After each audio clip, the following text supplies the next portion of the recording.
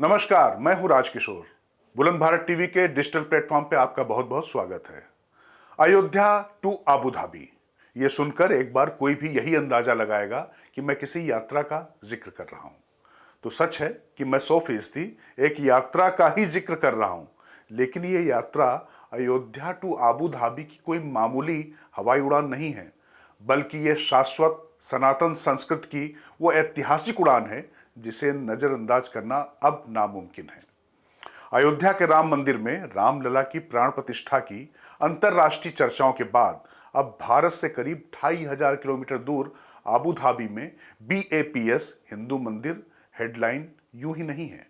आखिर जिस अयोध्या में भगवान राम की जन्मभूमि के अनगिनत प्रमाणों के बावजूद उन्हें अपनी ही जमीन पाने में 500 साल लग गए, और उससे भी महत्वपूर्ण ये कि भगवान राम को अपने ही देश में भारत के कुछ लोगों ने भगवान राम के होने का सबूत मांगा, उन्हें कोर्ट में हाजिर होने के लिए मजबूर किया।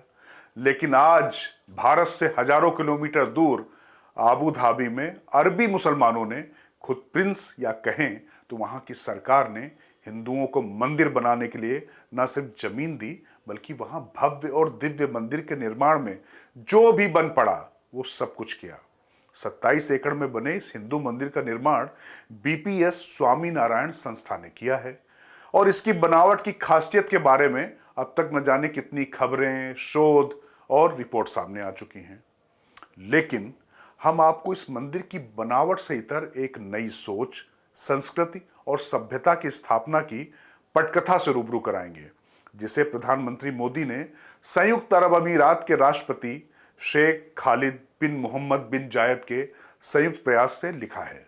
वैसे सनातन पहले भी न जाने कितनी ही सभ्यताओं का गवाह रहा, और अब आधुनिक काल में भी सनातन की शांति, सद्भाव, सहयोग, सहिष्णुता, विश्वसनीयता, मानवीयता के सिद्धांतों को उन सभ्यताओं ने भी स्वीकारा है जहां सनातन और मंदिर जैसे शब्द वर्जित ही नहीं, नफरत की नींव डालते थे।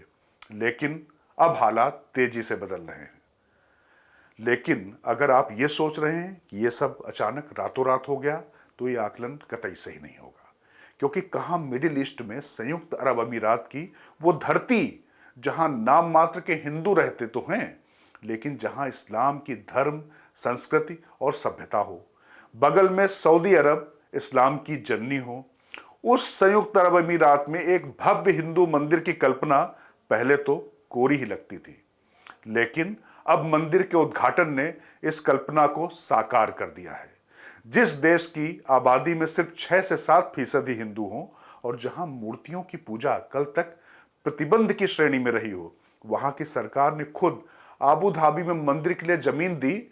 ये अपने आप में भारत ही नहीं, दुनिया के लिए बड़ी परिघटना है।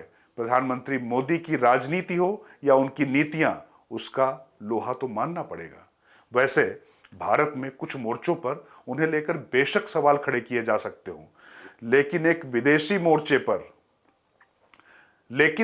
मोर्चों पर प्रधानमंत्री मोदी की कूटनीति ने वाकई कमाल किए हैं।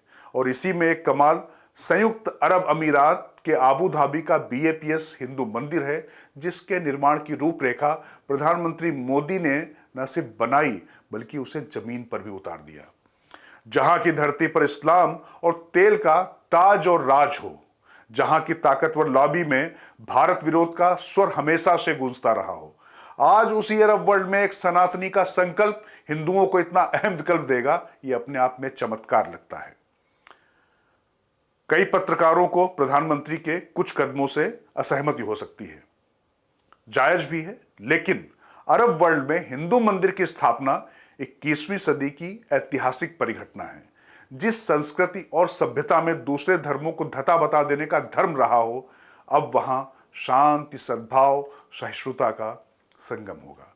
जरा सोचिए, 10 साल पहले तक जिस पश्चिमी दुनिया, अमेरिका से लेकर अरब तक ने मोदी की एंट्री बैन कर रखी थी, आज उसी मोदी ने अपनी शख्सियत को उस शिखर तक पहुंचा दिया जहां पूरी दुनिया उनके साथ गलबहियां कर गर्व महसूस करती है। आज मोदी की सलाहों, सुझावों को नजरअंदाज कर पाना नामुमकिन सा है, लेकिन यह सब इतना आसान भी नहीं था। मुख्यमंत्री रहते जिस मोदी ने किसी खास मकसद से खास टोपी पहनने से साफ इनकार कर दिया था। वही मोदी दुनिया भर की मस्जिदों में जाते हैं तो इसके पीछे वो डिप्लोमेसी है जिसका डंका दुनिया भर में बज रहा है। संयुक्त अरब अमीरात के आबू धाबी में अगर इतना भव्य हिंदू मंदिर बन रहा है, इसके पीछे मोदी की वो वर्ल्ड पॉलिसी है जहां कोई भी भारत का दुश्मन नहीं। व्यापार के साथ बहुसंस्कृतिवाद दुनिया भर में शांति, सद्भाव, सहिष्णुता, सामंजस्य और विश्वसनीयता का आधार होगा। आबू धाबी का मंदिर पत्थरों से बना सिर्फ पूजा स्थल नहीं, बल्कि यह सनातन संस्कृति की अवधारणा की वो कड़ी है जहां सबको धारण करना ही मानवता का अंतिम लक्ष्य कहा गया है। आबू धाबी में वहां की सरकार ने अगर हिंदू मंदिर बनाने के लिए जमीन दी तो बेशक प्रधानमंत्री मोदी ने मुस्लिम देशों के जमीर को जिंदा करने का भी काम किया कि मोदी नफरत नहीं, मोहब्बत और मेल जोल का नाम है। और इसकी तस्दीक 2015 से लेकर अब तक विभिन्न देशों की मस्जिदों में प्रधानमंत्री मोदी का दौरा भी है। प्रधानमंत्री मोदी 2015 में यूएई की शेख जायद मस्जिद गए, तो 2018 में ओमान की सुल्तान कबूस मस्जिद, सिंगापुर में चूलिया मस्जिद, इंडोनेशिया के इस्तिकलाल मस्जिद के अलावा मिस्र की अल हकीम मस्जिद भी गए। यानी मोदी ने प्रधानमंत्री रहते दुनिया में समृद्ध सनातन संस्कृति को सजोने के लिए सामंजस्य, सहिष्णुता और सद्भाव के सिद्धांत को अपनाया, तो भारत में तुष्टीकरण की सियासत के सामने खुद को सनातन के संरक्षक के तौर पर स्थापित करने की कोशिश भी की है। हालांकि अरब वर्ल्ड में पहले से बने कुछ हिंदू मंदिर पहले से मौजूद हैं, जिसमें ओमान का मोतीश्वर मंदिर, दुबई का हिंदू मंदिर और बहरीन का श्रीनाथ मंदिर है। लेकिन आबू धाबी के नए बने बीपीएस हिंदू मंदिर न सिर्फ मुस्लिम और अरब देशों के साथ भारत के नए रिश्तों के लिए मील का पत्थर साबित होंगे, बल्कि इस्लामी संस्कृति में बहुसंस्कृतिवाद की भारतीय कोशिशों की बुनियाद को भी बुलंदी देंगे। नमस्कार।